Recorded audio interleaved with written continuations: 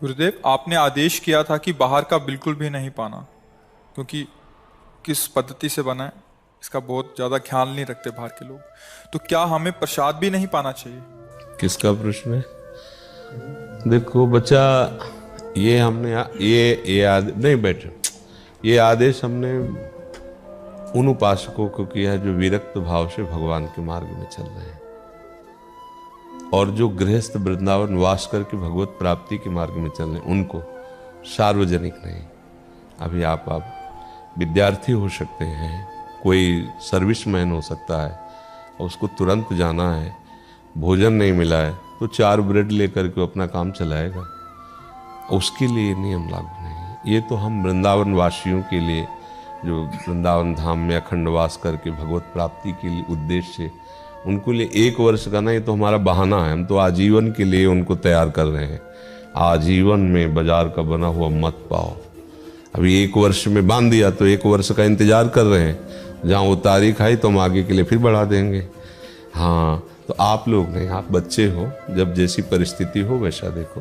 अब स्कूल जाना है, जल्दी में तैयारी करनी, 4 ब्रेड में मक्खन लगाया, नमक लगाया, खाया, चल दिया। आपका जो या सर्विसमैन या जो व्यापारी, अब वो कहीं बाहर 4 दिन के लिए जा रहा है, अगर बाहर नहीं पाएगा तो कैसे चलेगा उसका? पर जिनका उद्देश्य भगवत प्राप्ति, वृंदावन वास कर रहे हैं, निर्वाह हो सकता है, उनके लिए, ठीक है ना? गुरुदेव, आप सब संत भगवान पीला वस्त्र ही क्यों पहनते हैं? हमारे स्वामिनी जी का जो आभा मंडल है, पीतारुण अच्छा मनंत तरिल्लत आभाम, पीत और अरुणिमा ली है अनंत बिजलियों की कांति। जैसे लालजू पीतांबर धारण करते हैं ना, तो स्वामिनी जी के हेमवर्ण कांति के प्रभाव से श्री लालजू महाराज हेमवर्ण का पीतांबर धारण करते हैं, और लाडली जो नीलांबर धारण करती है अपने हेम अंग कांति के ऊपर, क्योंकि लालजू के श्रीअंगी की कांति है। और हम सब प्रियादासी हैं। और दूसरी बात, हमारे वृंदावन में सदैव बसंत ऋतु रहता है। वेणुमाई बाजे बंसी बट, सदा बसंत रहत वृंदावन। बसंत रंग कैसा होता है जानते हो? बसंती रंग किसे कहते हैं? इसे कहते हैं बसंती रंग, है ना? हम वृंदावन वासी सदैव बसंत में रहते हैं। हम प्रिया उपासी उन्हीं के आभा मंडल की कांति से युक्त पीतांबर धारण करते हैं। समझ में आ गया? गुरुदेव, गुरु मंत्र और निज मंत्र इतने गुप्त क्यों हैं? बैंक में आपके वो जो लॉकर होता है, बड़ी गुप्त रखी जाती है। एक चाबी बैंक में रहती है, एक उसके पास रहती है। क्यों? क्योंकि वो अपनी धरोहर है ना। धरोहर फुटपाथ में थोड़ी रखी जाती है, लॉकर में बड़ा सुरक्षित रखा जाता है। तो हृदय रूपी लॉकर में गुप्त इन मंत्रों को रखा जाता है, क्योंकि ये धरोहर है, ये संपत्ति है, भागवतिक संपत्ति। ये तो विनाश वाली संपत्ति है, उसकी इतनी सुरक्षा, तो अविनाशी संपत्ति की तो बहुत सुरक्षा होनी चाहिए ना। कोई इसका दुरुपयोग न कर सके, कोई इसके साथ छेड़खानी न कर सके इस संपत्ति के साथ। तो पहले अधिकारी देखा जाता है। पहले शरणागत बनो, वर्षों भजन करके प्रिया प्रीतम के अनन्य बनो, तब निज मंत्र लीजिए।